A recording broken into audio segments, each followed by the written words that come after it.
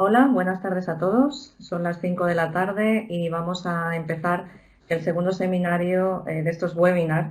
Yo creo que van a tener mucho interés o que tienen mucho interés porque lo que intentan, lo que se intenta siempre desde SEISIDA es buscar aquellos puntos que podemos aportar desde el punto de vista multidisciplinar a la atención óptima de las personas que viven con VIH. Como siempre, lo que hablamos en la primera sesión, que se celebró hace más o menos un mes, de calidad de vida, y hoy hemos elegido un tema muy importante, que es el de las comorbilidades, porque las comorbilidades que acompañan al VIH, sobre todo con este aumento de las expectativas de vida, son uno de los elementos que contribuyen de forma clara a disminuir esa calidad de vida. Y quizás estamos en un medio en el cual la parte clínica o la parte médica está como muy exagerada, por decirlo de alguna forma, y la verdad es que se oye poco a los pacientes, o las personas que viven con VIH, con VIH o con lo que sea, porque parece que hasta hace relativamente poco tiempo, pues la verdad es que la voz del paciente era poco importante. Pero aquí, en una enfermedad como esta, que ha generado tantos problemas durante tantos años y que ahora afortunadamente se ha conseguido transformar en algo que se puede considerar como crónico, ya no nos quedamos solo con tener fármacos buenos, sino que además queremos que la gente tenga buena calidad de vida y que bueno, pues que disfrute de su tiempo y que pueda hacer una vida rigurosamente normal, ¿no? Y por eso lo que intentamos, lo que vamos a intentar a lo largo de la tarde de hoy, en la próxima hora y media, va a ser, por un lado, abordar los aspectos médicos, o sea, qué sabemos de las comorbilidades, y por otro lado, ver cuál es la parte de la persona que vive con VIH. Y para eso contamos con dos personas de excepción que desde luego tienen una gran experiencia. Por un lado está Eugenia Negredo, que todas lo conocéis, está en el hospital Germán Trias y Pujol, en Canruti. Lleva muchos años ya dedicándose al VIH, y además es experta en envejecimiento y comorbilidades, que nos va a dar la visión del médico que se dedica a VIH. Y después, por otro lado, está Juanse, que Juanse no necesita ninguna presentación, ¿no? Lleva muchos años de activismo y de GTT, enseñándonos muchas cosas, porque la verdad es que yo he aprendido muchísimo de ellos. Es una página web que utilizo mucho, y que además nos actualiza continuamente y que, por supuesto, pues bueno, nos va a aportar el punto de vista de la persona que vive con VIH, ¿no? Y todo cómo ha ido evolucionando el aspecto eh, todas las herramientas que podemos utilizar para conocer cuáles son las opiniones de la gente y cómo se puede enriquecer con ello el manejo diario, cómo se puede enriquecer las consultas, ¿no? Y mejorar ese punto de calidad de vida. No sé si explico bien, pero después me puedes matizar todo lo que quieras, obviamente, ¿no? Fenomenal. Bueno, pues mira, ahora gracias primero a todos los que estáis ahí, que os seguís apuntando. Os hemos sido muy puntuales, hacemos puntualidad británica, pero bueno, en aras de después tener tiempo para la discusión, yo creo que vale la pena. Primero va a hablar Eugenia de la parte médica, después va a hablar Juanse, y ya después viene la parte, no es que esto no sea interesante indiscutiblemente, porque esto nos va a servir para actualizarnos, pero yo creo que, como siempre, la teoría es una cosa y después la discusión es lo que más enriquece todas estas reuniones, ¿no? Y aunque desgraciadamente no podemos hacerlo en persona, pues bueno, estamos aquí con el plasma, que estamos ya acostumbrados casi a manejarlo. El hecho de que sea online permite llegar a mucha más gente y, bueno, por lo menos tenemos el chat en el que nos pueden llegar las preguntas de todos los asistentes. Bueno, dicho esto, gracias a SEISIDA, porque ha sido la idea de organizar todo este tipo de reuniones. Gilead es el que nos está patrocinando y nos ha permitido desarrollar todo este calendario. Y bueno, gracias Eugenia y Juanse por haber accedido en este momento tan complicado, que estamos todos tan cansados ya en final de año, final segunda ola, o no sabemos lo que es del COVID.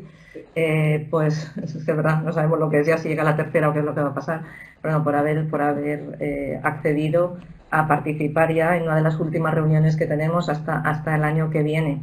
Probablemente muchas de las cosas de que discutamos en los próximos minutos se verán matizadas por la época COVID también, como todo en nuestras vidas.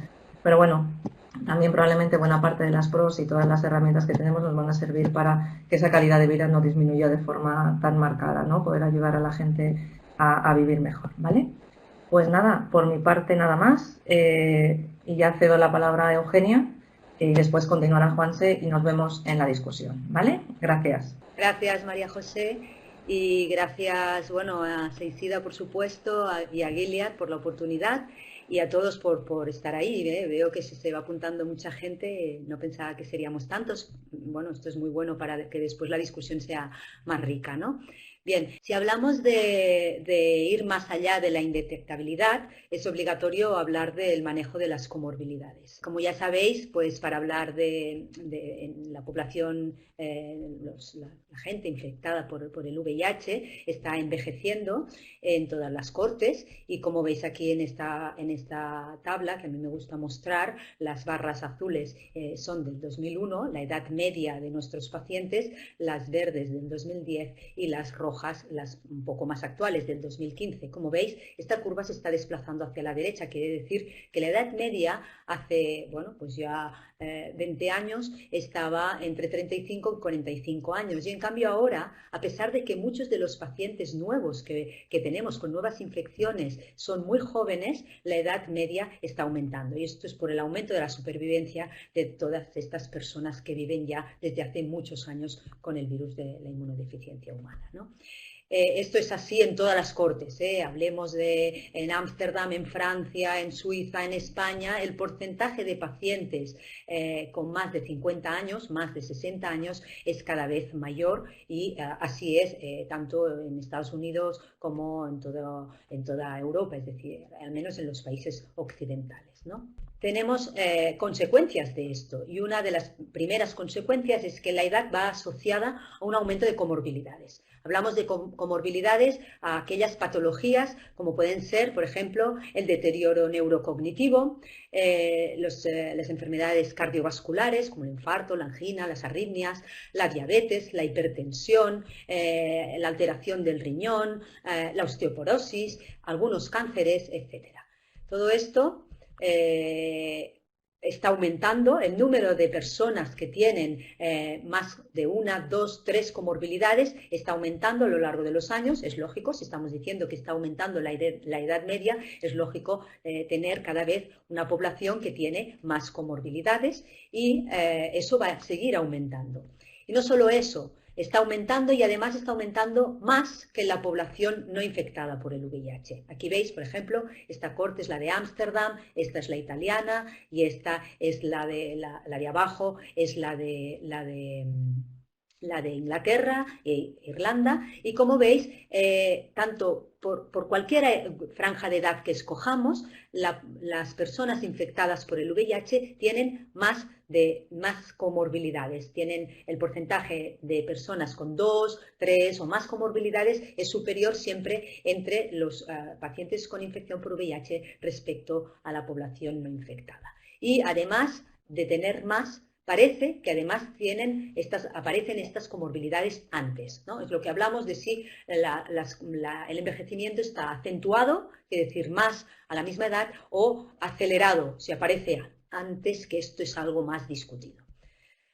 En nuestra corte, la de mi hospital, que empezamos a reclutar pacientes y así también a un grupo control de la misma edad y sexo, le llamamos la corte over 50, les estamos haciendo, bueno, ahora con el COVID no podemos hacer gran cosa, pero les estábamos haciendo una visita muy completa con todo una evaluación geriátrica integral, ¿no? Que llamamos y multidisciplinar. Esto quiere decir que implica médicos, pero también enfermeras, por supuesto, también trabajadoras sociales, la dietista, etcétera, ¿no? Los psicólogos, etcétera. ¿Qué hemos visto? Pues lo mismo que se ve en otras cortes. Como veis, una corte pequeña, no estamos hablando de las cortes como la italiana o como la irlandesa, que son de 1000 pacientes o más. Nosotros vamos poco a poco, llevamos 250 pacientes y 125 controles. Y cuando analizamos a los primeros que incluimos, vimos que sí, por supuesto, al igual que en las otras cortes, nuestros pacientes tenían más comorbilidades. Estas barras negras son los VIH y las barras claras son los controles.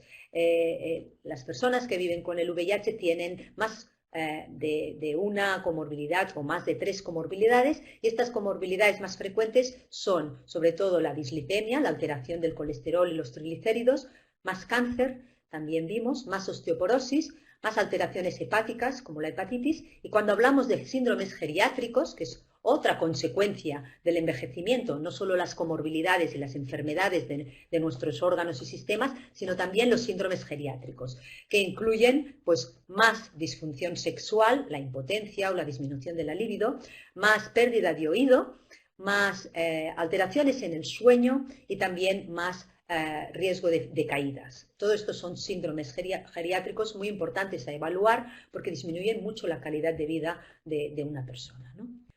Otra tercera consecuencia, además de las comorbilidades que he dicho, los síndromes geriátricos, propio de la edad, es la polifarmacia. Todas las comorbilidades van asociadas habitualmente a más fármacos y la suma de, habitualmente se dice, 5 o más fármacos, es cuando hablamos de polifarmacia, ¿no? ¿Qué vimos nosotros? Son las barras verdes. Un 44% de nuestros pacientes recibían 5 o más fármacos aparte de los antirretrovirales, comparado con el 14% de los controles. Y eso se ve de forma similar también en otras cortes como la italiana o la irlandesa. Estamos hablando de que más de un tercio reciben, con 50 años o más, reciben más de 5 fármacos, además de los antirretrovirales.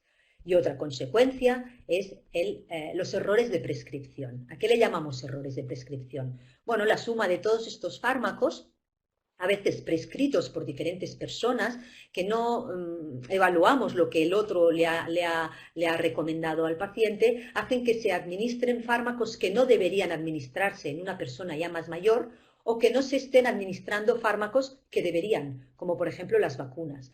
Algunos médicos no recomiendan la vacuna del neumococo o los suplementos como la vitamina D, etc. ¿Vale? Cuando evaluamos aquellas personas por dos criterios, el de Beers y el de Stop, aquellas personas que llevan fármacos que no deberían por la edad, no serían recomendables, estamos hablando de entre un 45 y un 50%, que es mucho. Y aquellas personas que no llevan algunos de los fármacos que deberían llevar, estamos hablando también de un 45%. Esto en nuestra corte, ¿de acuerdo? Pero hay más datos parecidos, no muchos aún, sobre errores de prescripción, pero que van en la misma línea. Y esto es un dato también muy importante a tener en cuenta para evaluar en cada visita médica.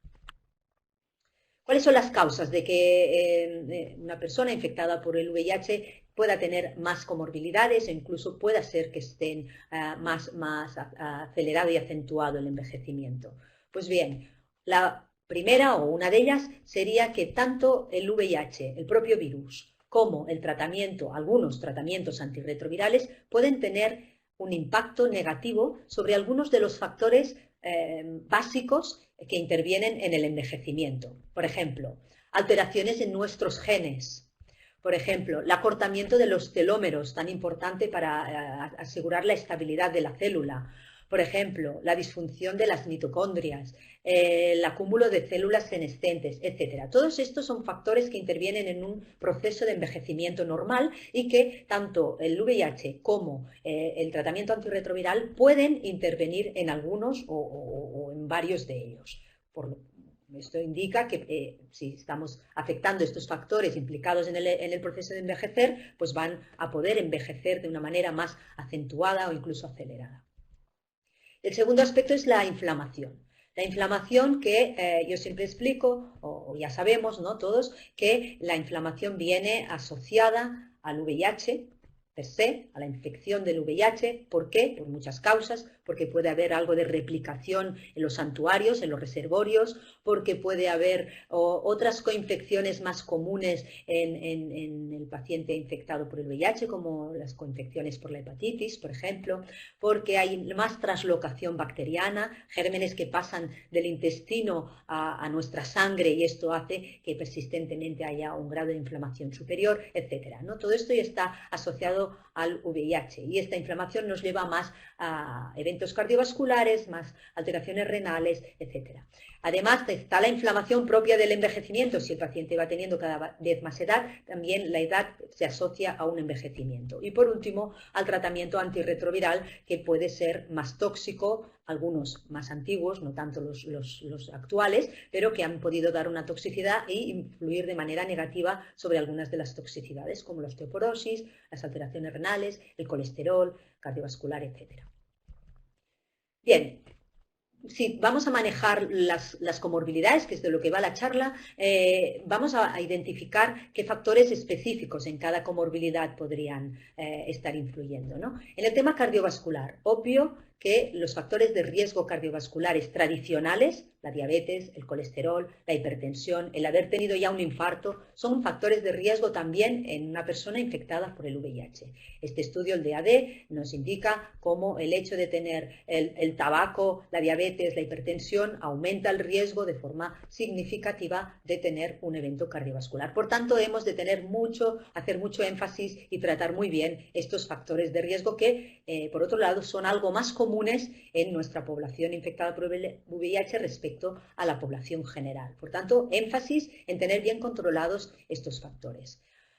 Además, otros factores que a lo mejor no tenemos tan presentes en general, ¿no? Y es, en este caso, el estudio SMART, era un estudio que se interrumpía el tratamiento, nos demostró cómo el hecho de parar el tratamiento para descansar, para parar la toxicidad y demás, nos llevaba a un aumento de eventos, algunos graves, algunos incluso el que llevaban a la muerte, y entre ellos los cardiovasculares, pero también los hepáticos y los renales. Es decir, el tener el virus replicando, activo, no es bueno para el tema cardiovascular en concreto, pero también para el tema renal y demás.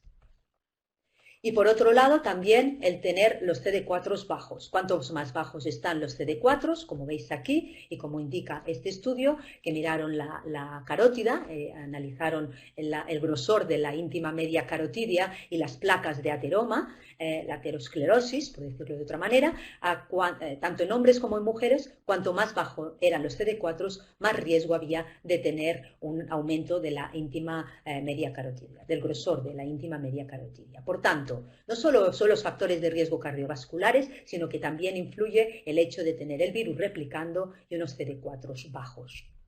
Si entramos en la osteoporosis, pues lo mismo, el riesgo de fracturas de osteoporosis está asociado a todos los factores de riesgo tradicionales, los que ya sabemos de siempre, un índice de masa corporal muy bajo, la vitamina D muy baja, problemas de tiroides, testosterona baja, pero además también sabemos que el virus influye en un proceso de osteoporosis, ¿no? El virus frena la osteoprotegerina y esta nos protege de la resorción ósea. Por tanto, cuanto más frenemos al virus, menos estaremos frenando este proceso.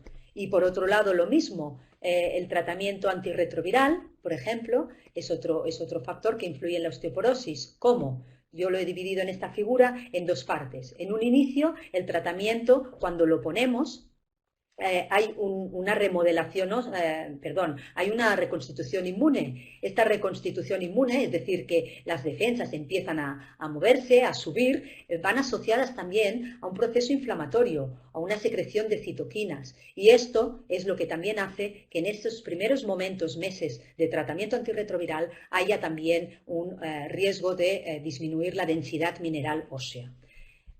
Además, ya a nivel crónico, cuando ya el tratamiento, el virus se ha frenado y el tratamiento ya es continuo, dependiendo del tipo de tratamiento, ya digo, no tanto los tratamientos que usamos actualmente, pero sí algunos de los antiguos, por interferir en este proceso de remodelación del hueso, de resorción del hueso, cuando el osteoclasto se va comiendo al hueso, algunos de los fármacos actúan en ese nivel o por disminución de la vitamina D, por ejemplo. ¿De acuerdo? Por tanto, en el tema del hueso es importante también tener el virus bien frenado, pero usando fármacos que de alguna manera tengan menor toxicidad a este nivel.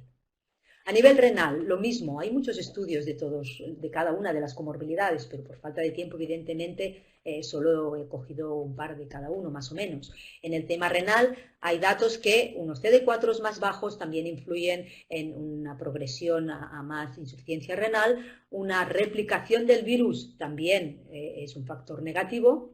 Es más, existe la nefropatía asociada al VIH, que es en pacientes que no están en tratamiento antirretroviral, están con el virus en fases con un sistema inmunológico muy deteriorado y que es de mal pronóstico. Por tanto, el virus también tiene un impacto a nivel del daño renal y, evidentemente, todos los demás factores ya conocidos, los factores también clásicos de riesgo cardiovascular, como por ejemplo la edad per se, pero también el ser diabético, el tabaco, la hipertensión, el colesterol también hacen un daño, ¿de acuerdo? Sobre los cánceres, que sabemos es una de las comorbilidades que cada vez estamos viendo más porque se asocian a la edad, algunas de ellas.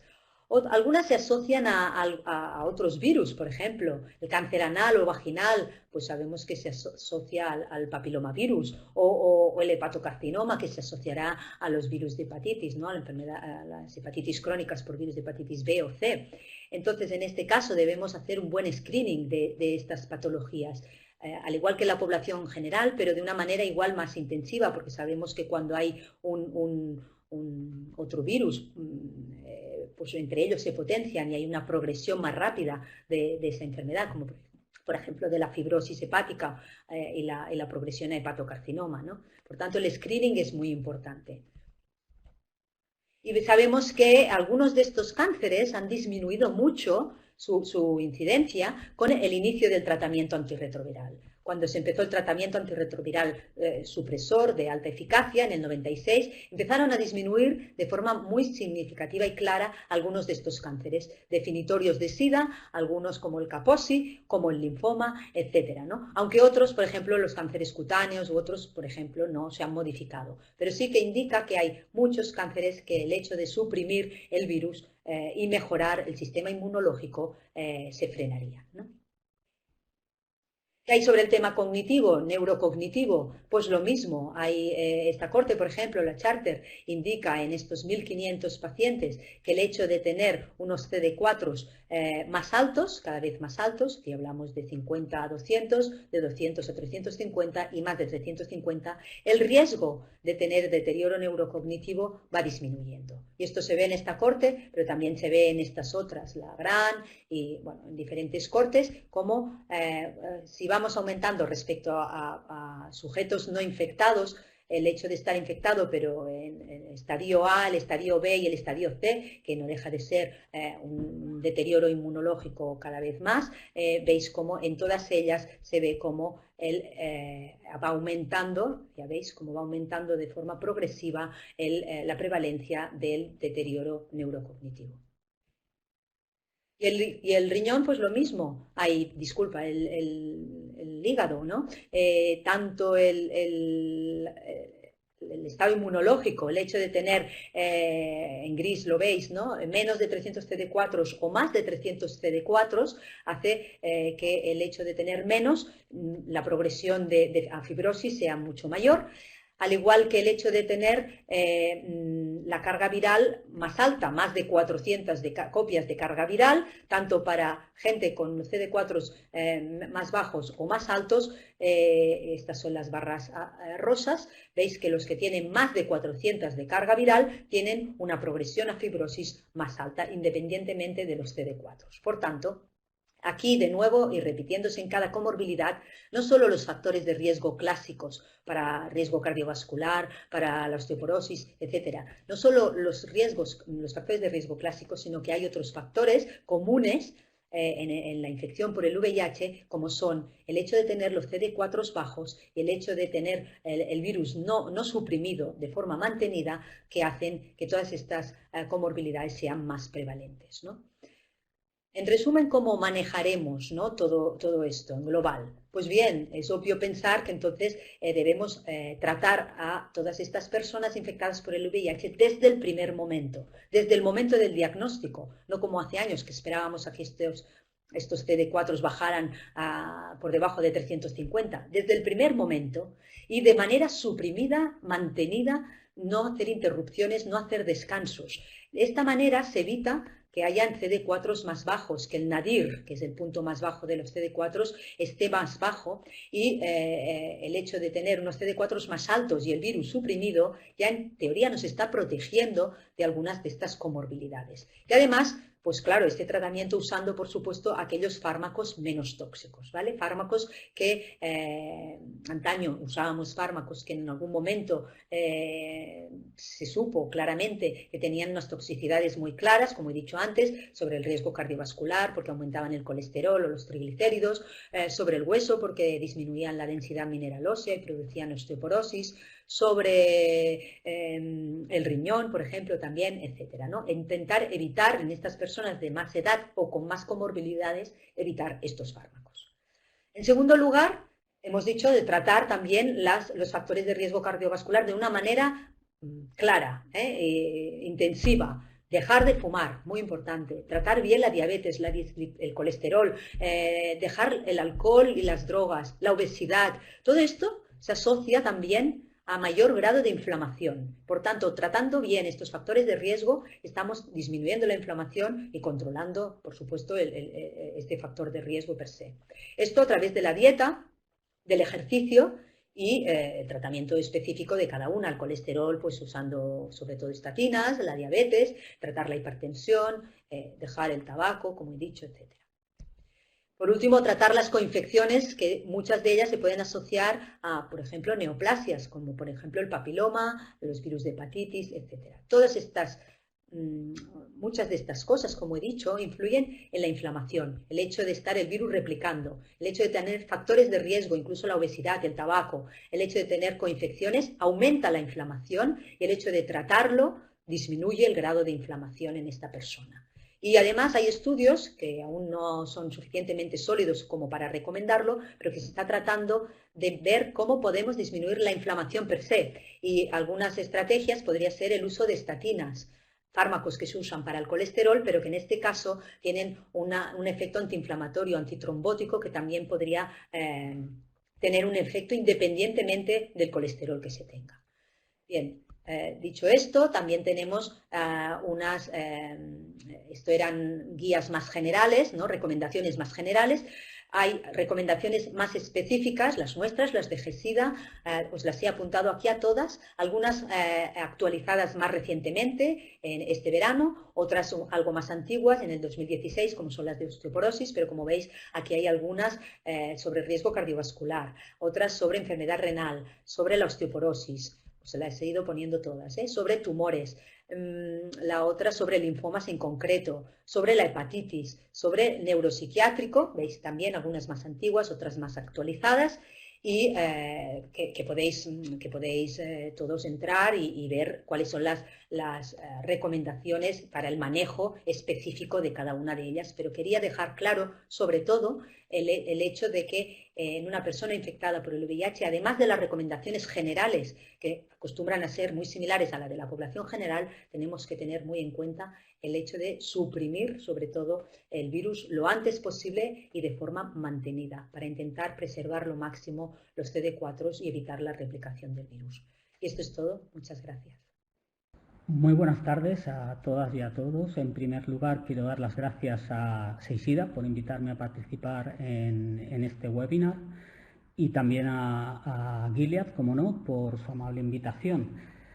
Cuando se me propuso pues, participar, yo acepté de muy buen grado, porque es un tema que desde GTT, de la organización donde trabajo, pues estamos siguiendo muy atentamente desde hace ya unos años. Nos hemos implicado bastante en la evolución de las personas con el VIH y todo aquello que se puede hacer a la evolución, quiero decir, en términos de envejecimiento y sobre todo aquello que se puede hacer para mejorar el acompañamiento.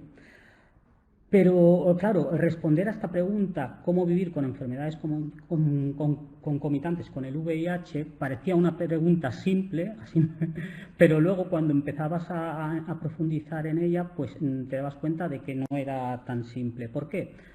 Porque si había que responder a la pregunta cómo vivir con enfermedades concomitantes con el VIH, daba la sensación de que la persona con el VIH ya había tomado una decisión, una forma de actuar frente a estas enfermedades concomitantes, que puede ser activa y buena o podría ser al contrario negativa o no implicarse en el manejo de estas enfermedades concomitantes.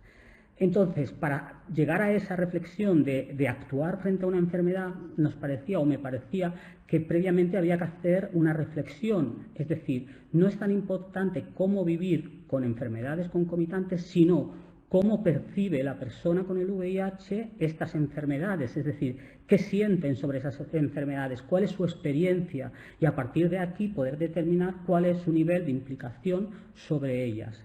Entonces, mi presentación va básicamente se desarrolla sobre dos ideas básicas, de que existe, por un lado, una evidencia muy limitada sobre qué sienten las personas con el VIH en relación a otras enfermedades concomitantes con el VIH, sobre su tratamiento y su manejo clínico. Y por otro lado, que la percepción y la vivencia y la experiencia, junto con otras variables, tienen un impacto importante en cómo se va a implicar en el proceso de autocuidado, de autogestión de su salud y también en los resultados en salud. ¿De acuerdo? Entonces, por un lado, evidencia limitada y por otro, es necesario conocer esta percepción que tienen sobre estas otras enfermedades. Entonces, ¿cuál es el contexto en el que me voy a manejar? Pues ya lo ha explicado antes Eugenia, ¿no? La supervivencia de las personas con el VIH pues ha traído de la mano la aparición de toda una serie de enfermedades que se asocian al envejecimiento. Pero además esto ha traído otra consecuencia muy importante, que nos hemos dado cuenta que quizá el modelo asistencial de abordaje del VIH pues tiene una serie de dificultades para hacer frente a los retos asociados a la cronicidad. Sabéis todos y todas que el abordaje del VIH se centra en el hospital y este envejecimiento de la población con un mayor aumento de la población con VIH, con un mayor aumento de comorbilidades, implica pues que el manejo del VIH se le añade el manejo de estas otras comorbilidades. Claro, nos preguntamos hasta qué punto esto puede ser eficiente para el sistema sanitario, de qué manera lo viven los propios pacientes, qué papel juegan el resto de profesionales sanitarios y sociosanitarios y comunitarios en el abordaje de la persona con el VIH que se hace mayor. Por otro lado, claro, ¿qué entendemos por enfermedades concomitantes? Porque claro, aquí esto a mí se me hacía un mundo, porque enfermedades concomitantes se entiende cualquier proceso, enfermedad o condición que se da a la vez que el VIH, y ahí podía ser cualquier cosa. Entonces, para delimitarlo, os he querido un poco mostrar, y ya lo ha explicado Eugenia, y no voy a entrar mucho en esto, en qué entendemos por enfermedades concomitantes. Pues por un lado estarían las comorbilidades, que son las comorbilidades asociadas a la edad, y que, como ha dicho ella, son multifactoriales.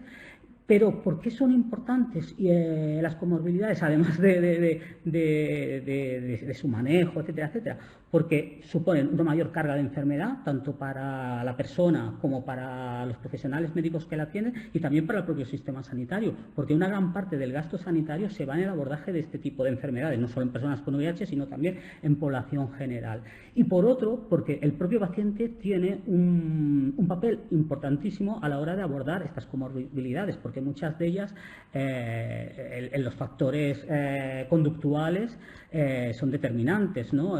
Pues yo qué sé, si dejas de fumar, pues vas a haber reducido tu riesgo de algunas de estas enfermedades. Es decir, las decisiones que tomes respecto a tu estilo de vida va a influir mucho o en el desarrollo de estas enfermedades o en su empeoramiento. Entonces, por eso es importante tener en cuenta todos estos aspectos, que el paciente puede jugar un papel importantísimo en la autogestión de estas enfermedades.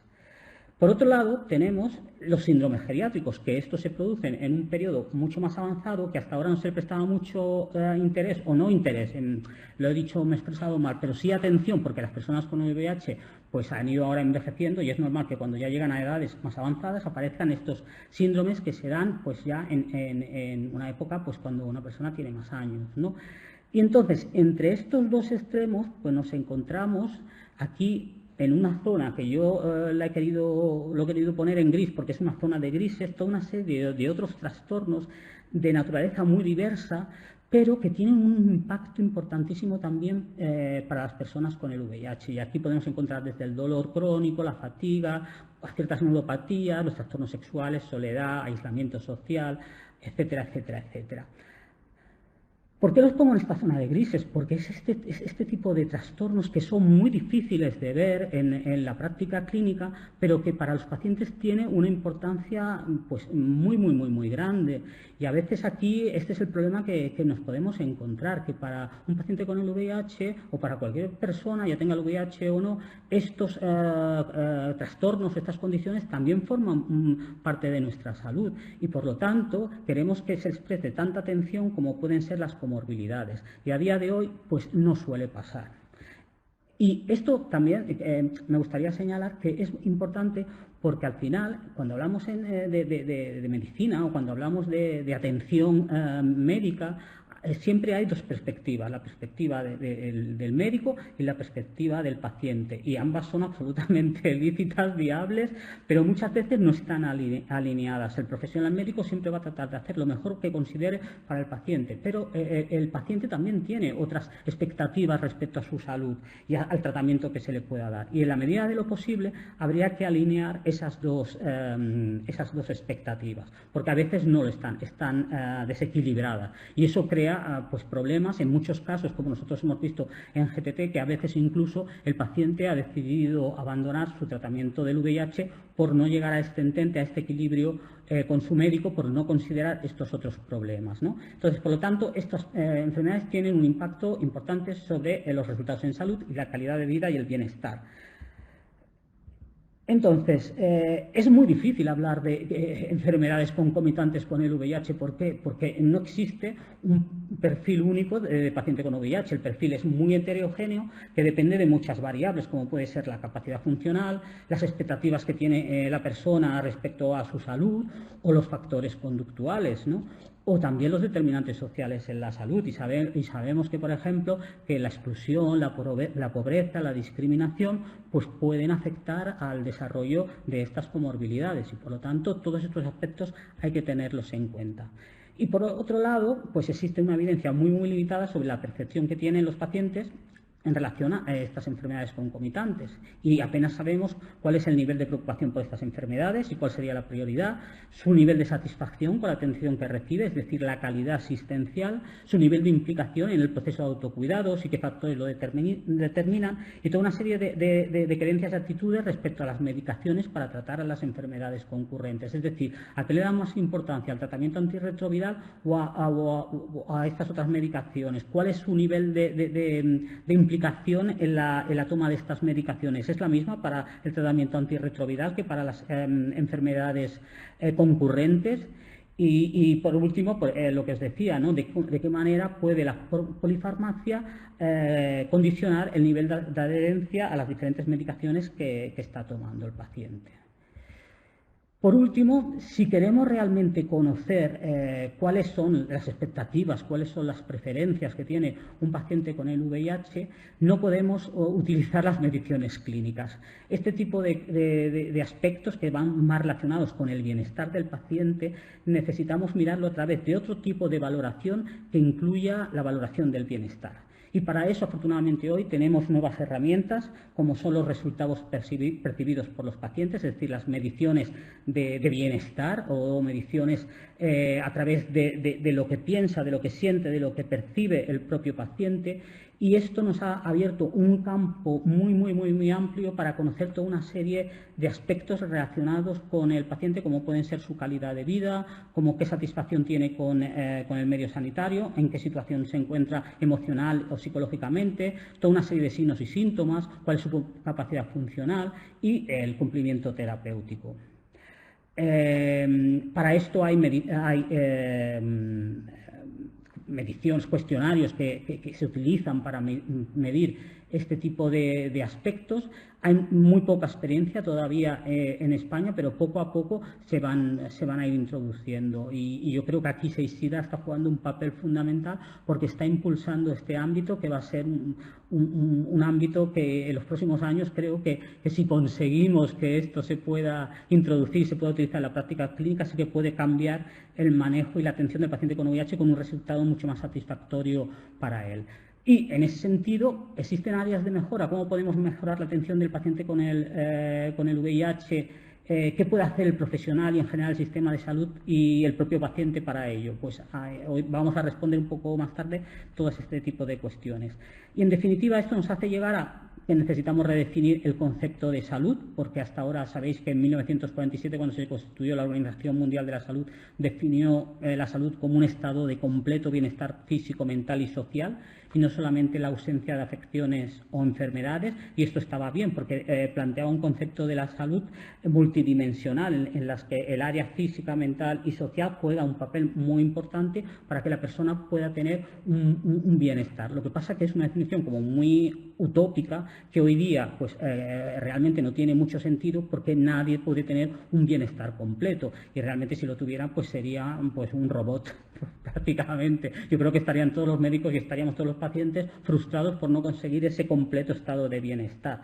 Y en este contexto en el que la población ha envejecido y que hay muchas personas que tienen enfermedades crónicas, pues no tiene mucho sentido, ¿no? Entonces se plantea cambiar o transformar este concepto hacia uno en el que tenga en cuenta más aspectos relacionados con la resiliencia y la capacidad que tenemos las propias personas para hacer frente a las adversidades que se nos presentan con cierta autonomía y con cierta autogestión. Y en ese sentido, pues habría que pensar en una definición más dirigida hacia la capacidad de adaptación y autogestión de las personas y que les permite mantener el bienestar en presencia de enfermedad. En este sentido, aquí sí que podríamos medir el bienestar, porque ahora sí que tenemos herramientas para medir esta capacidad de adaptación y autogestión, que son lo que os he dicho antes, los PROS, pero con la anterior definición es imposible medir la salud, porque con ese estado de completo bienestar no podemos medirla. Entonces, ¿cómo perciben las personas con VIH las enfermedades concomitantes? Pues, como os he dicho, hay muy poca información. Yo hice para esta presentación una revisión bibliográfica y al final te das cuenta que existe muy poca cosa, casi todo procede de fuera de España y básicamente se centra en las comorbilidades. En el resto de enfermedades, en esos otros trastornos que os decía que son muy prevalentes en personas con el VIH, pues no se centra y básicamente el área de interés es la polifarmacia, ¿no? Y sobre todo centrado muy en enfermedades muy concretas, como puede ser la diabetes o la hipertensión. Si queremos conocer un poco cuál sería la percepción que tienen las personas con el VIH sobre estas enfermedades concomitantes en sentido amplio, pues habría que mirar qué estudios hay que hayan podido reflejar este aspecto. Y por ahora el estudio que más datos nos proporciona es el estudio Positive Perspective, sobre todo, bueno, se han hecho dos, y estos datos que voy a presentar es el segundo, que es un estudio que básicamente se basa en mediciones de datos, de resultados percibidos por los pacientes. Participaron 2.389 personas con el VIH de 25 países, de los cuales España aportó 120. Y lo que nos muestra este estudio, en primer lugar, es que la implicación del propio médico es fundamental para que el paciente tenga una buena percepción de su estado de salud. Es decir, las actitudes que tiene muchas veces en la consulta, y esto ya lo sabíamos, de cómo se fortalece la relación médico-paciente, de cómo proporciona información, de cómo explica los efectos secundarios, de cómo requiere o le pregunta sobre qué efectos secundarios se está teniendo, o simplemente si le explica el hecho de que una persona indetectable no va a transmitir el VIH a otra persona en sus relaciones sexuales, todos estos elementos tienen un valor para el paciente que luego se ve reflejado en cómo él percibe su estado de salud. Si veis en la gráfica de la derecha, en la que se estratifica o se desglosa esta implicación que tiene el médico en la consulta con el paciente en 3 niveles, una implicación elevada, moderada y baja, vemos que cuando hay una elevada implicación, el paciente manifiesta mayores resultados en salud. Por ejemplo, informa de una mayor adherencia, o informa de una mayor satisfacción con el tratamiento, o percibe que su estado de salud general es mejor y su estado de salud sexual también es mejor y de salud mental y física también son mejores cuando se dan estas condiciones. Esto ya lo sabíamos, porque algunos estudios ya no lo habían mostrado, pero el hecho de que un estudio con esta potencia pues lo muestre, pues creo que tiene todavía mucho más valor. Es decir, que los médicos y su implicación en la consulta, en la relación médico-paciente, juegan un papel fundamental. También el estudio nos muestra que las personas mayores de 50 años, perciben, algunas de ellas, sobre todo aquí era un 23% de las personas mayores de 50 años, que en total eran 699, pues que perciben que tienen una peor salud en las cuatro variables que se tuvieron en cuenta para ver el estado de salud que tenían. Concretamente, estas personas percibían que tenían una peor salud general, una peor salud mental y una peor salud física y una peor salud sexual, siendo la salud sexual la peor dimensión que valoraban. Y ya os digo, un 23% pensaban que tenían una peor salud en estas 4 variables. Y los factores que se asociaron, que es lo que tenéis a la derecha, para considerar o para tener una peor salud en estas 4 dimensiones fueron tener 2 o más comorbilidades, tener una peor adherencia y tener una peor o no estar muy satisfecho con el tratamiento antirretroviral que se estaba tomando. Además, también los investigadores consideran que estas diferencias podrían ser explicadas porque los pacientes que tenían estos que daban peores resultados en su percepción de la salud tenían menos relación o comunicación con sus médicos en los temas que les preocupaban. Y esto se daba en un 53% entre pacientes pretratados y un 84% entre los pacientes naïf mayores de 50 años. Es decir, la comunicación es un elemento fundamental en la atención del paciente con el VIH. Por último, también este estudio nos permitió ver cómo la polifarmacia, entendida como el uso de 5 o más medicamentos, también condicionó cómo los pacientes percibían su estado de salud. Si veis a la derecha, podemos ver cómo en la barra de color verde más oscuro, que eran los pacientes en los que no tenían polifarmacia, y en la verde más claro, que eran los pacientes en los que sí que tenían polifarmacia, vemos que los pacientes que tomaban más fármacos tenían menos probabilidades de considerar de que su salud era óptima, o que estaban satisfechos con su tratamiento o que tenían una carga viral indetectable. Es decir, que la polifarmacia condiciona la percepción que tienen los pacientes sobre su estado de salud. Y esto es importante porque al final nos viene a responder la pregunta que estamos tratando de abordar desde el principio. ¿Cómo perciben, cómo se sienten los pacientes que tienen varias enfermedades al mismo tiempo? Por primera vez, la encuesta hospitalaria, que es un estudio que hace el Ministerio de Sanidad con el Plan Nacional del SIDA, introdujo una pregunta sobre la percepción que tenían los pacientes sobre su estado de salud. Y vemos que un 67,5% de pacientes con VIH consideran que su estado de salud es bueno. ¿Quién consideraría un poquito por debajo de ese umbral un peor estado de salud? Pues las personas mayores de 49 años, como podría ser esperable. Otro estudio que se ha realizado en Cataluña, que trata de evaluar la calidad de vida de los pacientes con VIH en una cohorte que se llama la cohorte PISCIS, que incluye a pacientes que reciben atención para el VIH en Cataluña y en Baleares, también trató de ver estos aspectos relacionados con la calidad y el nivel asistencial y evaluó pues, precisamente cómo se sentía el paciente en relación a la calidad, a la atención recibida en el hospital y en atención primaria. Y como podemos ver, el nivel de satisfacción en general es muy elevado tanto con uno como con el otro. Como podéis ver, un 86% consideraba que la atención en la unidad del VIH se sentían muy satisfechos, y con la atención que recibían en la atención primaria, un 51,2% también se sentía muy satisfecho. También se les preguntó por toda una serie de experiencias que pueden encontrar o que un paciente con el VIH puede tener en relación con la unidad de VIH y el servicio de farmacia, pues desde que si le proporcionan más o información suficiente para manejar su estado de salud o sentirse respaldado para implicarse en la autogestión de salud, etcétera, etcétera. Y en todas prácticamente, excepto una, también se sentían muy de acuerdo con estas afirmaciones que eran más o menos pues, positivas, ¿no? Incluso en la que decía que estaban satisfechos con la frecuencia de la dispensación de la medicación. Como vemos, las barras amarillas y azules muestran el nivel que están de acuerdo con esas afirmaciones. Amarillo de acuerdo y muy de acuerdo.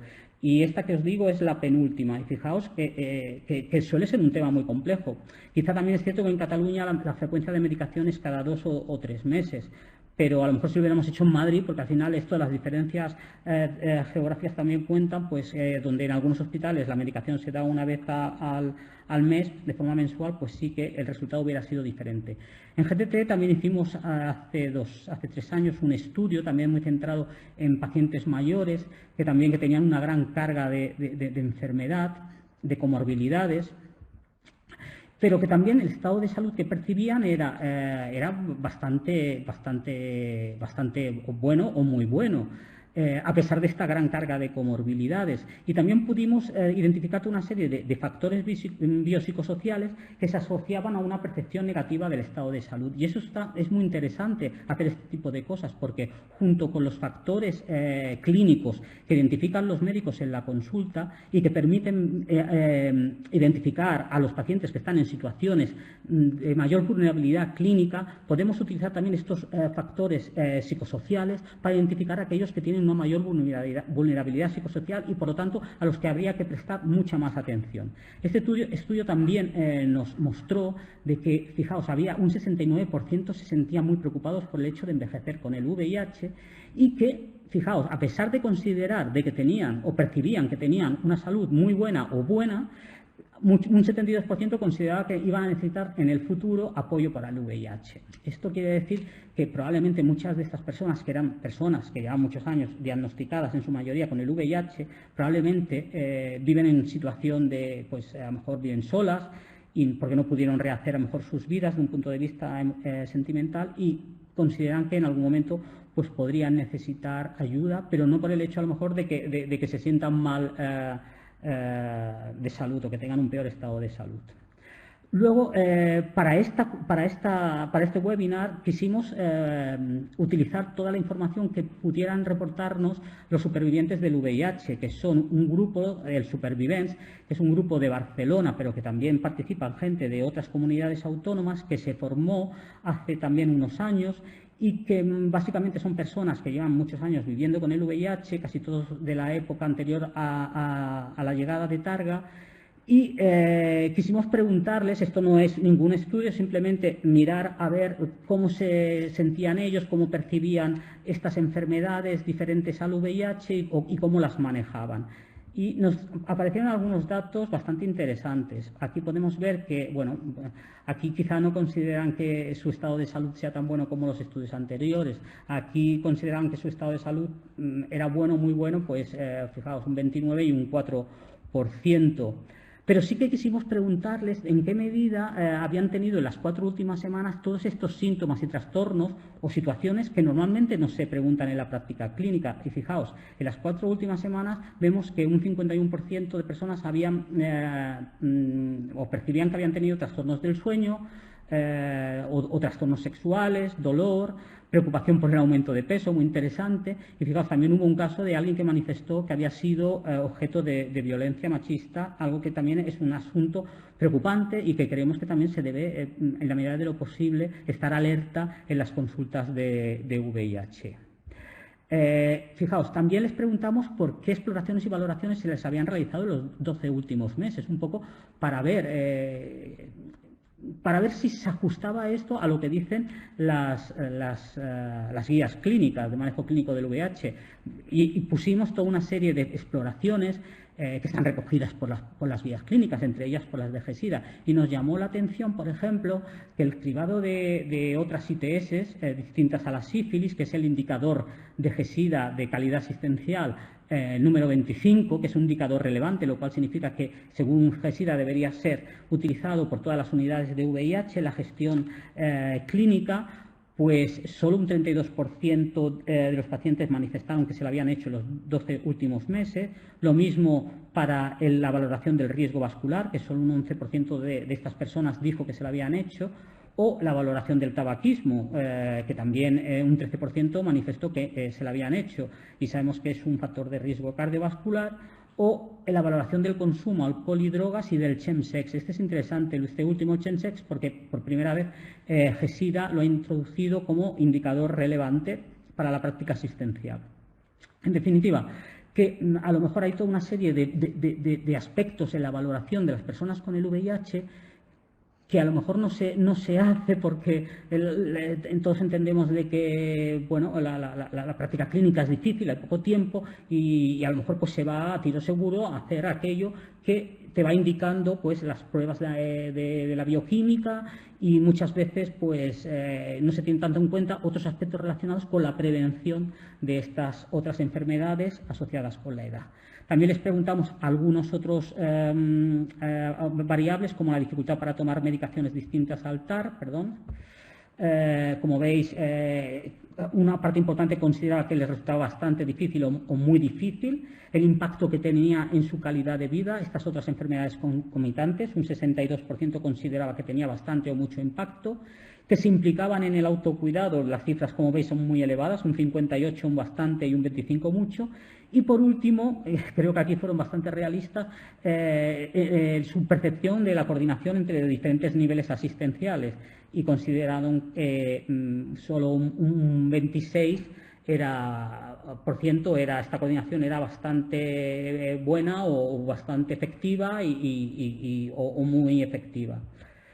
Entonces, ¿qué áreas voy a ir bastante deprisa para ir acabando? ¿Qué áreas de mejora en el manejo de enfermedades concurrentes? Pues bueno, necesitamos un cambio de modelo asistencial que pase de una atención centrada en la enfermedad y centralizada en el paciente a una atención del VIH centrada en la persona y a través de la cual giren pues toda una serie de servicios que pueden ser sanitarios, pero también sociosanitarios, comunitarios, y que giren alrededor de las necesidades que tiene el paciente con el VIH.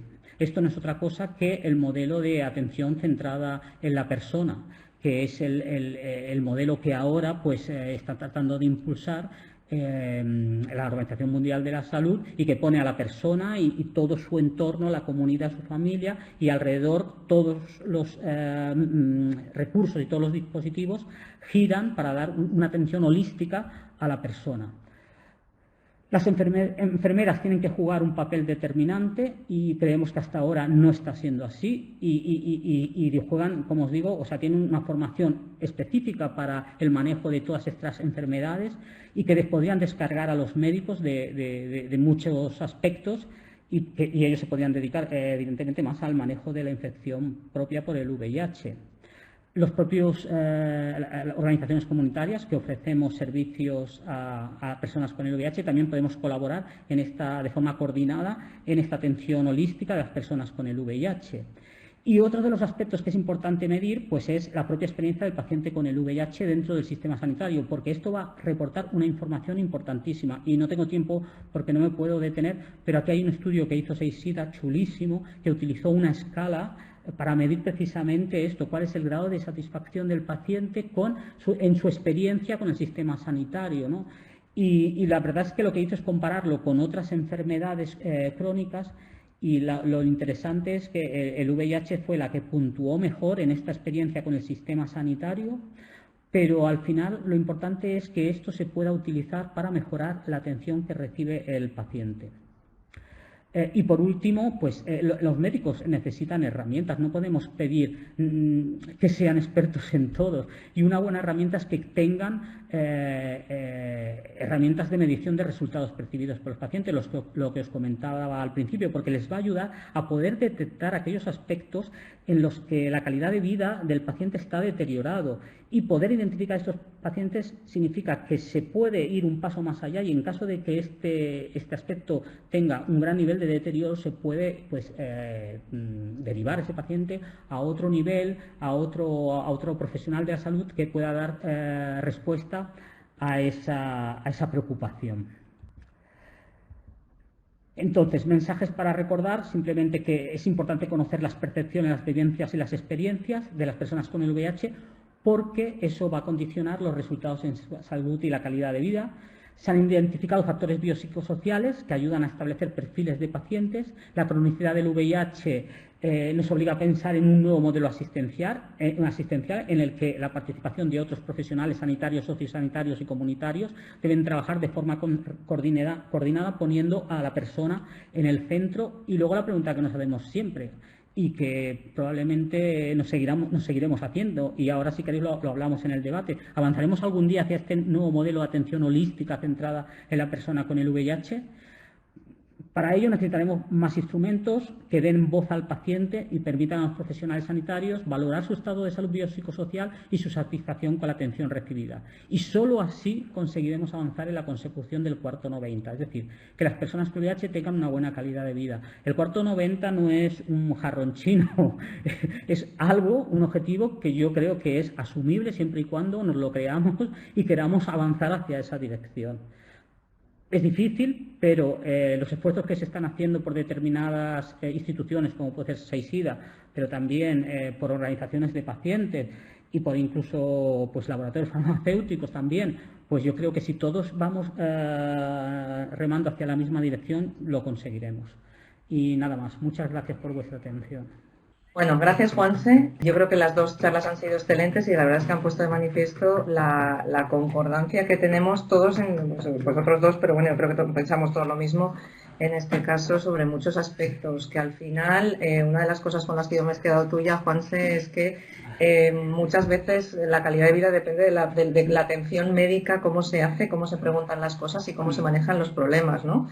Y que, bueno, estamos en un momento en el que el tratamiento antirretroviral ha llegado a momentos de eficacia máxima, funciona fenomenal, y entonces gracias a eso, o a causa de, no sé cómo definirlo, yo creo que podemos fijarnos en otros aspectos, porque durante muchos años lo que hemos hecho ha sido contar efectos secundarios, ¿no?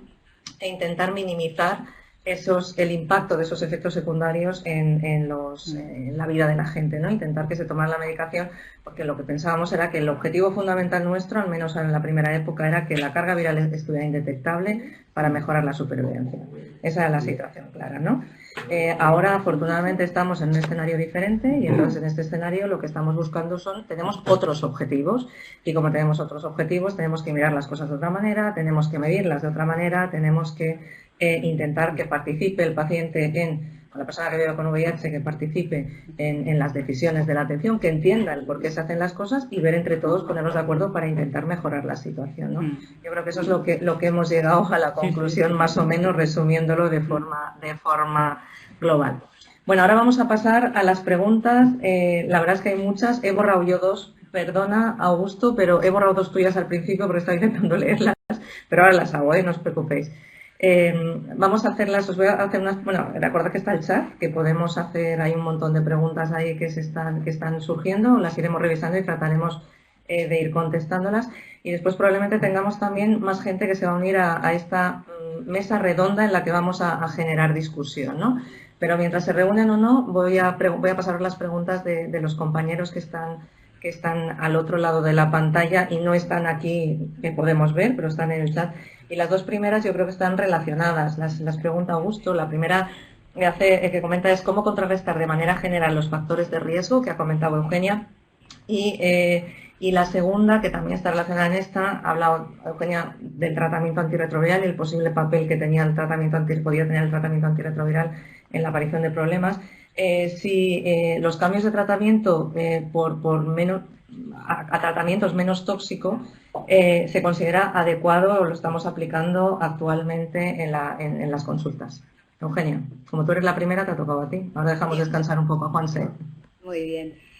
Bueno, respecto a esta segunda pregunta sobre el tratamiento antirretroviral, queda claro, como he dicho ya un par de veces, que algunos tratamientos antirretrovirales, sobre todo que usábamos en unos años más atrás, cada vez menos, podrían ser más tóxicos para algunos pacientes, no para todo el mundo, pero algunos fármacos podían dar alteración renal, no a todo el mundo, pero sí a algunos, etcétera, ¿no? Algunos fármacos podían dar más colesterol o más triglicéridos, no a todo el mundo, evidentemente, pero sí a algunos. Entonces, ahí hay dos maneras de actuar. Una, cambiar cuando aparece esa toxicidad, cuando aumenta el colesterol, cuando aumenta el triglicérido, cuando aparece la osteoporosis, cuando aparece la alteración renal. O otra, prever qué puede pasar, porque por la edad del paciente, porque ya tiene otras cosas de base, como que es diabético, como que tiene colesterol, etcétera, y puede tener más enfermedades a nivel del riñón, a nivel en otros lugares, pues ya preverlo y ser más activo, ¿no? Lo que llamamos cambios proactivos y cambiar ya, anticiparnos a la aparición de esta toxicidad. Hace unos años no podíamos hacerlo tan fácilmente porque no disponíamos de tantos fármacos, pero actualmente ya creo que sí. Entonces, a veces, cuando ya ves un paciente complejo, con muchas comorbilidades y con muchos fármacos, yo, desde mi punto de vista, soy partidaria de cambiar ya de manera anticipada y anticiparme a esa toxicidad. Esta es mi opinión respecto a esta pregunta. A veces la falta de tiempo en la consulta y demás hace que no cambiemos, que sigamos con lo mismo. A veces por parte de la persona que está infectada tampoco quiere, porque no prefiere ser más conservador. Pero a veces hemos de animarnos, ser valientes y hacer el cambio en eras de tener un futuro por delante mejor, ¿no? Evitando estas toxicidades o estas interacciones, etcétera. La otra pregunta, Pepa, perdona, mi memoria cada día es La otra peor. pregunta era cómo contrarrestar de manera general los factores de riesgo. ¿Cómo contrarrestar? Muy rápido, porque de hecho ya lo he dicho en la charla, los factores de riesgo cardiovascular típicos, colesterol, la diabetes, la hipertensión, el tabaco, la obesidad. Bueno, hay algunas que tienen tratamiento con pastillas, pero en todas ellas se basa al final por cambios del estilo de vida, cambios en tus horas diarias de ejercicio, incorporar estas horas diarias de ejercicio, que esto no quiere decir apuntarse a un gimnasio, quiere decir, por ejemplo, andar cada día media hora, o cambiar la dieta, ¿no? Hacer una dieta más saludable, dejar el tabaco. O sea, ahí muchos estamos dándole vueltas a cosas, a si envejecemos, si no, y después salimos, o hay gente que sale a fumar, ¿no? Ahí es el primer punto, uno de los factores más importantes que se asocia más a inflamación y más a riesgo cardiovascular en general y a daño en muchos órganos y asociado a muchas neoplasias, por ejemplo, ¿no? El médico ha de hacer muy bien. y enfermería también ha de estar muy encima. Hemos de intentar, en nuestra unidad hemos intentado, ahora el COVID nos lo ha tirado todo por el suelo, pero hemos intentado montar una consulta de situación del tabaco. Se ha de intentar, se ha de estar encima, muy encima. Antes de continuar, os había comentado que teníamos tertulianos que también iban a compartir esta reunión con nosotros, pero como no me los habían puesto, han sido elegidos aleatoriamente entre el grupo de voluntarios que se ofertaron el primer día, cuando se inscribieron en el curso, ¿vale? Tenemos aquí a Ramón Espacio, al que nadie conocéis indiscutiblemente, ¿no? Ramón es un tertuliano de pro desde hace mucho tiempo. Tenemos a José Fley, ¿vale? Con los que iremos comentando todas estas cosas. Había empezado preguntándole a Eugenia porque eran las preguntas que le habían dirigido directamente a ella. Pero bueno, me quedaría solo una más. Bueno, gracias a vosotros, desde luego podéis intervenir cuando queráis, ¿no? Pero bueno, le acabo de preguntar a Eugenia la pregunta de María José Fuster, que no puedo dejársela de hacer. La pregunta dice, Eugenia, ¿tienes datos de qué impacto tiene el ejercicio físico en paliar los efectos negativos de algunas comorbilidades? Por ejemplo, cardiovasculares, hueso, cognitivas. Pues sí, María José, clarísimamente. O sea, he hecho hincapié en el tabaco ahora mismo, hace un minuto, pero el segundo aspecto en el que debemos intentar convencer a nuestros pacientes que tenemos delante, yo como médico, enfermería también, todo el personal sanitario, es en que las personas deben, y sobre todo a una determinada edad, coger el hábito de hacer ejercicio. Y ejercicio cabe desde dar una vuelta o 2 vueltas a tu manzana cada día, 2 o 3 vueltas, 30 minutos de un paseo así rápido, ágil. Y eso ya cuenta como ejercicio, no hace falta un ejercicio intenso. Y sobre todo es un ejercicio adecuado por la edad de cada persona. Yo no he entrado ya en los aspectos de movilidad, de fragilidad, de la pérdida de masa muscular, pero porque son síndromes geriátricos y no he querido entrar en detalle, ¿no? Pero es muy importante, cada persona de hacer el ejercicio al cual llega, ¿no? Una persona de 70 años frágil no se le va a aconsejar el mismo ejercicio que a una persona de 50 años que está robusto, ¿no? Ahí es donde el personal de enfermería, médicos, bueno, desde todos los centros comunitarios y demás, hemos de estar muy encima para que todo el mundo coja ese hábito e incluso de mayor se llegue a hacer ejercicio, ¿no? Porque tiene un impacto disminuye, hay estudios creo claros que demuestran que disminuye la inflamación, esta inflamación tan importante y tan presente en una persona con una infección crónica por el VIH, ¿no? Perfecto, muy bien. Y la última pregunta, sí, después ya empezamos a abrir, porque vamos a otros aspectos. Te hace una pregunta otra vez Eugenia, que es ¿hasta cuánto tiempo es riesgoso parar de tomar los antirretrovirales? Pues mucho. Hace bastantes años ya, porque yo diría 10, pero igual hace muchos más, no sé, igual diría 15, se quiso parar el tratamiento y ver qué pasaba para intentar desintoxicar al cuerpo de tantos fármacos que en realidad en ese momento eran muy tóxicos. Y se vio el estudio, sorprendentemente, se vio que había eventos relacionados con SIDA, por el hecho de bajar las defensas, pero que había muchos eventos no relacionados con SIDA, que no tenían que ver con la bajada de defensas, sino tenían que ver con algo que en ese momento tampoco no sabíamos muy bien y que hemos ido asociando la inflamación asociada al virus que empieza a replicar, ¿no? Que se empieza a mover, crea una inflamación interna y esto se asocia a estas comorbilidades que hemos dicho, cardiovasculares, empeoramiento de la función renal, deterioro neurocognitivo, etcétera, incluso la osteoporosis, ¿no? Todo por ese grado de inflamación que se añade a la replicación. Por tanto, estaría, por decirlo de alguna manera, prohibido parar el tratamiento antirretroviral, porque esto nos lleva a este rebote de la carga viral y esta puesta en marcha de este sistema inflamatorio que es muy, muy contraproducente. Perfecto. Bueno, podéis entrar cuando queráis, si queréis comentar algo aquí, si no pasamos nos metemos ahora con la charla de Juanse, con el aspecto que ha tratado Juanse, que también engloba indirectamente el de Eugenia, ¿no?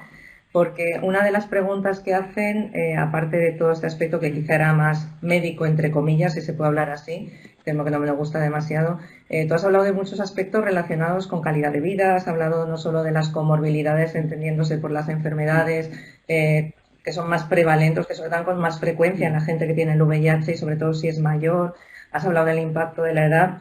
Y has hablado de una serie de trastornos ahí como muy indefinidos que generalmente que quizás son los más difíciles de valorar y los más difíciles de abordar, ¿no? Entonces yo creo que ahí nos preguntan si estos otros trastornos podrían producir más comorbilidades. Yo creo que, bueno, producirlas o incluso empeorar las que ya se tienen. Empeorar las comorbilidades, sino hasta el propio control del VIH. Porque si tú te encuentras mal, tienes trastornos emocionalmente, tienes trastornos depresivos y estos trastornos no están identificados en la práctica clínica y no están gestionados de forma adecuada, quien dice trastornos depresivos puede ser cualquier otro trastorno. Eso puede tener un impacto en incluso como os decía antes, de decidir abandonar el tratamiento. Totalmente de acuerdo. Yo creo que es muy importante. Claro. El preguntar, porque si solo nos ceñimos a los CD4 y la carga viral nos perdemos un montón de información que nos van a ayudar a mejorar claramente la situación. Sigo con preguntas y que están ya más relacionadas en el aspecto asistencial, ¿no? En el aspecto del cambio de paradigma asistencial. Ya no estamos en el hospital, hacemos lo que hacemos, en primaria se hace lo que se hace. Con la aparición de comorbilidades cada vez necesitamos, bueno, nosotros, Eugenia y yo, llevamos muchos años dedicadas al VIH y hemos dejado de hacer otras cosas, no estamos al día en otros aspectos, ¿no? Intentamos hacerlo lo mejor posible, pero cada vez necesitamos más otros especialistas, ¿no? Que nos ayuden. Y después también necesitamos un soporte, porque el médico no lo es todo, es importante, pero no lo es, porque tenemos otra serie de personal sanitario que nos da la asistencia más que sanitario, pues desde enfermeras, auxiliares, psicólogos, etcétera. ¿Cómo veis has abordado tú la necesidad de un cambio en el sistema asistencial? Que no sé si es el momento de abordarlo en este momento, porque estamos intentando mantener lo que tenemos, que ya estamos haciendo bastante. Pero ¿cómo veis el futuro y qué es lo que pensáis que habría que hacer? ¿O cómo debería ser la atención a las personas que viven con VIH en el momento actual? Problemas alrededor, temas alrededor, que van a ser los que van a hacer que ese tratamiento tenga una efectividad máxima, por decirlo de alguna forma, ¿no? Porque el tratamiento es importante, pero hay muchas más cosas que puedes impactar en calidad de vida y pueden hacer la vida mucho más difícil, ¿no? Yo creo... Adelante, sí. Sí. A ver, es que yo creo que es la concepción o el concepto propio de qué es la infección por el VIH hoy día. Yo creo que lo has definido muy bien, Pepa. Es decir, la infección por VIH, si estás en tratamiento, no implica un riesgo de muerte a corto ni a medio plazo. Entonces, el paciente se plantea otras cosas, que por ejemplo, tener una vida autónoma y plena, satisfactoria, en la que su situación emocional pues, a lo mejor es mucho más importante, ¿no? Entonces, hay que tener en cuenta todos esos aspectos para dar una atención integral, holística al paciente. El problema es que hasta ahora no teníamos herramientas para hacerlo y yo creo que ahora podemos introducirlas en la práctica clínica. ¿De qué manera? Pues es que aquí también va a ser, no todos los médicos los vais a hacer igual, porque algunos estáis más implicados en este sentido y otros no tanto. Y nosotros lo vemos claramente, dónde van a estar los puntos calientes en este nuevo cambio de paradigma, pero que con un poco de voluntad y buena predisposición se podrá hacer. Pero de esto, Juanche, perdona, creo que ya no debería depender de cada médico en concreto, ya debería estar organizado de manera, en las instituciones, contando con primaria, contando con enfermería, contando con vosotros, ¿no? Con los centros comunitarios y demás, y que no dependa de que ese médico se le ocurra preguntar por los síndromes geriátricos, si se le escapa la orina, si ha caído, cómo está de fuerza, si duerme bien. Hay una serie de cosas que el médico, por falta de tiempo, por falta de rutina de la práctica, que hasta ahora el médico del VIH no tenía pacientes mayores, que hemos de ir incorporando y que no ha de depender de ese médico. Ha de estar montado todo el engranaje, ya de incluir todos estos aspectos y el aspecto social, que es muy importante, y el aspecto psicológico. Todo esto debería ya estar montado. El paciente entra aquí y se le mira esto. Entra allá, y esto es en lo que estamos empezando a trabajar algunas unidades con más o menos ayudas. El COVID ha frenado muchas cosas, pero que ya todos estamos empezando a pensarlo. Lo que pasa es que falta ponerle garbo, porque lo que no podemos es pensarlo y dentro de 10 años seguir pensando y no estar haciendo nada, ¿no? Esto es lo que... Ramón quería hablar, ha levantado la mano. Sí, yo creo que es una cuestión del sistema y bueno, y estamos sufriendo pues los recortes que ha habido en los últimos años. Yo cuando ha dejado tus datos, Juanse, sobre pues el tipo de pruebas, como medir la presión arterial o medir una serie de pruebas que se supone que tendrían que hacerse de forma regular, yo entiendo que al final no se están haciendo de forma regular porque, a ver, antes, pues yo qué sé, voy a ser muy bruto, pero antes nos íbamos muriendo, ahora seguimos aquí. Cada año hay 4.000 nuevos pacientes en España y cada vez, yo no sé de tu cartera, Pepa, que es mi médico, pero claro, con la presión asistencial cada vez es mayor, o sea, pasa por recursos. También creo que por lo que creo que tú has apuntado, pues, que son herramientas tecnológicas. La famosa teleasistencia, pero no será para que me llames por teléfono, es para que estés conectado con primaria, para que, no sé, consultar más rápidamente, para que el paciente pueda, mediante tecnología, pues hacer una especie de pros o informar previamente al médico de una serie de encuestas, pero evidentemente sin dinero, sin inversión y sin apoyo, pues, y en un sistema que está haciendo de aguas, pues bueno, esto es muy bonito. Quizá podríamos empezar, pues por ejemplo, con por una práctica clínica, el screening de cáncer anal en pacientes con criterios de riesgo, que todavía parece que no es una práctica que esté aprobada, e ir aprobando una serie de cosas que seguimos teniendo en el aire, que llevamos años y años hablando, pero que al final pues somos los que sois y cada vez somos más pacientes, y esto yo creo que además creo que hay que hacerle comprender al sistema que a medio plazo es constructivo. José quería comentar una cosa, que es el único que no ha participado. José. Bueno, buenas.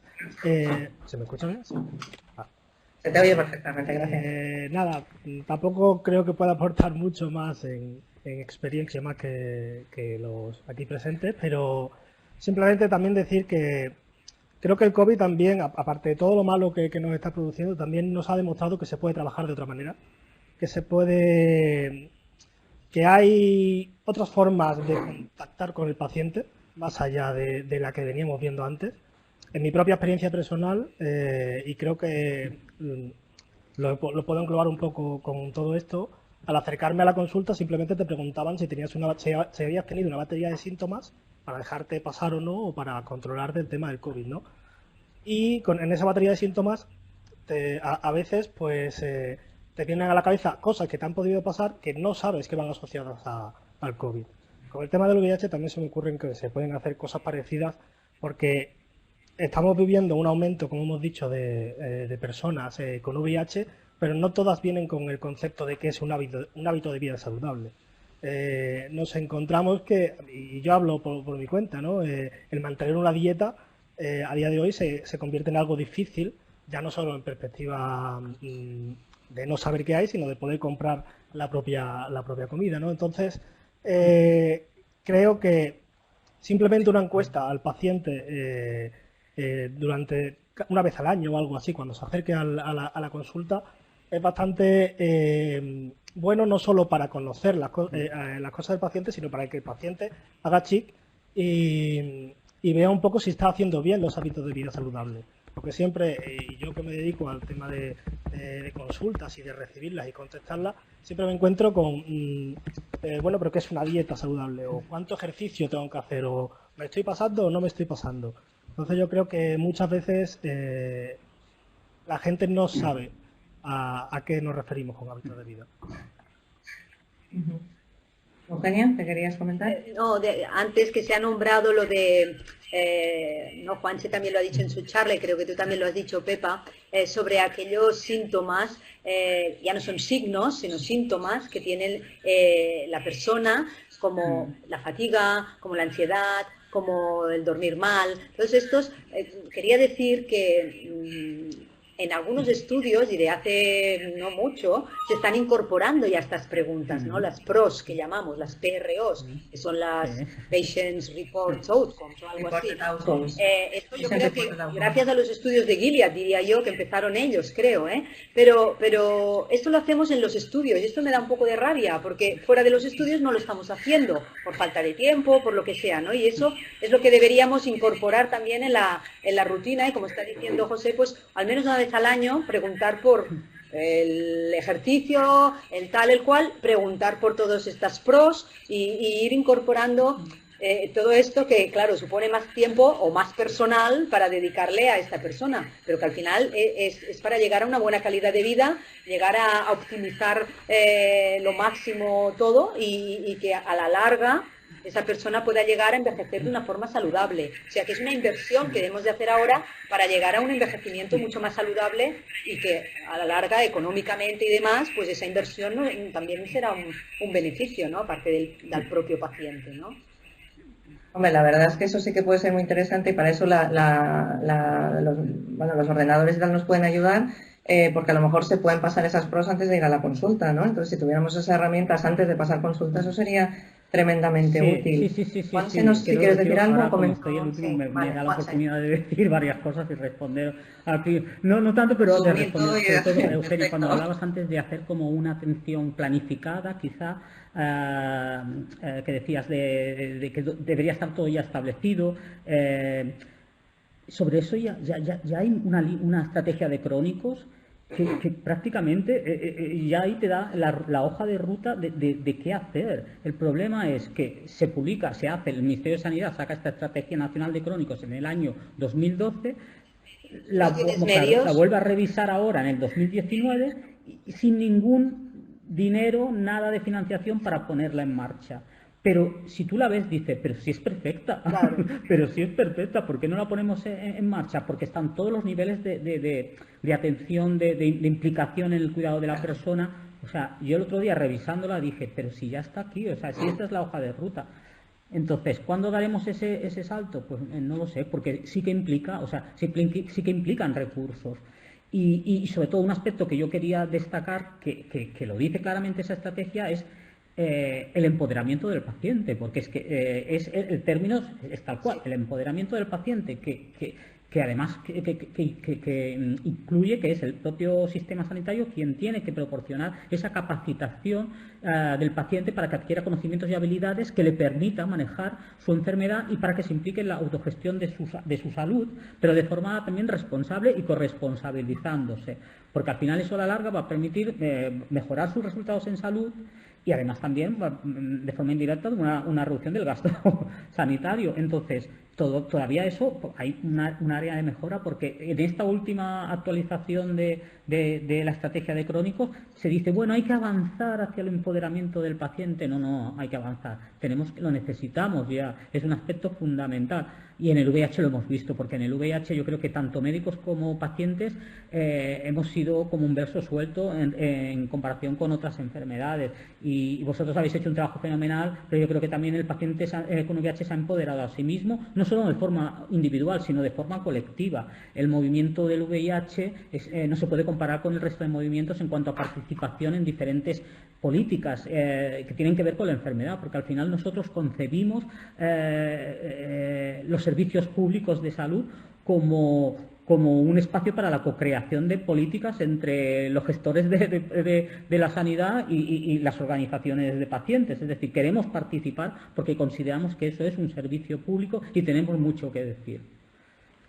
Yo creo que Juanse, ya queda muy poco tiempo, pero no quería dejar pasar la oportunidad, lo ha resaltado en el estudio que realizó de Perspective y en otras partes que hemos visto, y creo que es una asignatura pendiente en España, que está ya no relacionada con mortalidades, pero sí con calidad de vida y percepción del estigma, que es indetectable igual intransmisible. Creemos que esta información hay que darla y echamos todavía de menos que en este país las sociedades científicas hagan una apuesta importante sobre la importancia, valga la redundancia, de lanzar este mensaje y que tenga un aval científico. Hemos visto pues mucha timidez y ciertas reticencias todavía. Este estudio parece demostrar que las personas que su médico les cuentan, les hablan y les dicen esto, tienen una mejora en su calidad de vida. Creo que es una asignatura pendiente tanto de nuestras administraciones públicas como de nuestras sociedades científicas. Y yo, pues ahora en mi papel de presi de CESIDA, os animo a CESIDA, a GESIDA, a que de una vez por todas pues difundamos este mensaje de una forma... Había una pregunta por ahí. Voy a hacer dos preguntas rápidas porque estamos acabando ya. Yo creo que eso es importante. De hecho, hay una de las preguntas que se plantea en el chat es ¿cómo se consigue estar indetectable? Pues tomando la medicación. Es que no hay otra. ¿Vale? Tomando la medicación de forma regular, perdón, iba a decir lo contrario, anda, de forma regular, ¿no? Además, si tomas el tratamiento de forma regular y no lo dejas y sigues haciendo las cosas bien y no tomas sustancias que puedan interferir con la medicación, pues vas a seguir indetectable y no transmites la enfermedad. Pero voy a hacer dos preguntas más. Las dos preguntas son las siguientes. Una que hace Miguel Ángel Ramiro, que plantea es que si crees que bueno, lo hace Eugenia, vamos, dice que crees que existen causas justificadas, proporcionadas y razonables para denegar un seguro de vida a una persona con VIH. Vale. Lo he dicho con timidez, podría haberle dicho un no rotundo, ¿no? Es que pero bueno. he estado pensando si había truco en la pregunta, porque de entrada... No, es que es abogado, entonces dice esas cosas, habla así. Pero he pensado, a ver si lo he entendido bien. No, pero seguro que hay alguno que no se le han hecho el seguro de vida. Sí. pero para mí es no hay... Seguro, ¿no? Si fuera, Y después un motivo, pues tampoco deberían hacérselo al diabético, al hipertenso, al fumador, ¿no? Ya está. Totalmente de acuerdo. Y la última pregunta, o la penúltima, ahora vemos si hacemos alguna más, es que María José nos dice que de ese cuadro de cosas de grises que había comentado Juanse, de estas, que nos quedáramos con que cada uno dijera las tres con las que se quedaría. Creo que ponía así la pregunta. Me la he perdido por aquí. Juanse, empieza tú, ya que tú has puesto el cuadro de grises, que te acuerdas de todo lo que era. Por ejemplo... Sí. Vale, a ti, si tuvieras que priorizar, por ejemplo, 3 de esos otros trastornos de la zona gris, ¿cuáles elegirías? Yo lo tengo claro. Uno sería los trastornos de sueño. Porque lo he vivido en primera persona y sé lo que es y lo mal que se pasa y la poca ayuda que tienes, porque hasta que no se reconoce que tiene ese problema lo pasas fatal. Probablemente también problemas de índole emocional, todo lo que tiene que ver con ansiedad o depresión y probablemente, pensando también en personas mayores, me preocupa mucho el tema de la soledad. Eso me preocupa muchísimo. Ramón, puedes coincidir, tampoco pasa nada. por incidir, yo creo que todo lo relacionado con el estigma, o sea, yo creo que el mayor impacto que tiene en la calidad de vida de muchas personas con VIH es el tener que vivir una enfermedad desde el absoluto secreto y ocultación. Yo tengo amigos que se van a Castellón, yo soy de Valencia, a tratarse para que no les vean en tu consulta que está fuera esperando, o gente que no quiere ir al médico de primaria porque vive en un pueblo y está aterrada. O sea, esto es una enfermedad más, y todo lo que tenga que ver con el estigma de discriminación y no poder vivir tu enfermedad desde la normalidad de cualquier otra patología es absolutamente marciano en el 2020, pero yo creo que es lo que es más pesado y es una de las cosas con las que tenemos que seguir usando. Por eso insisto en que mensajes como igual ahí y que las personas con VIH 3 horas hacen un segundo y es en poder hacer y muchísimos cambios regulatorios y que seamos visibles y que la persona vea que somos pues personas como otra cualquiera, pues es José. Yo, igual un poco lo de Juanse también, añado que con el tema de la soledad, muchas veces hay mucha gente que está con otra mucha gente, pero se sigue sintiendo solos, personas con VIH, o sea, no es... Creo que el VIH nos hace percibirnos a nosotros mismos de una manera muy distinta a personas que no lo llegan a tener. Pero también añadiría, yo creo que el tema de la violencia de género, el tema de la violencia machista, creo que es un punto clave en las mujeres con VIH a detectar en consultas, que podría ser bastante beneficioso. ¿Y Eugenia?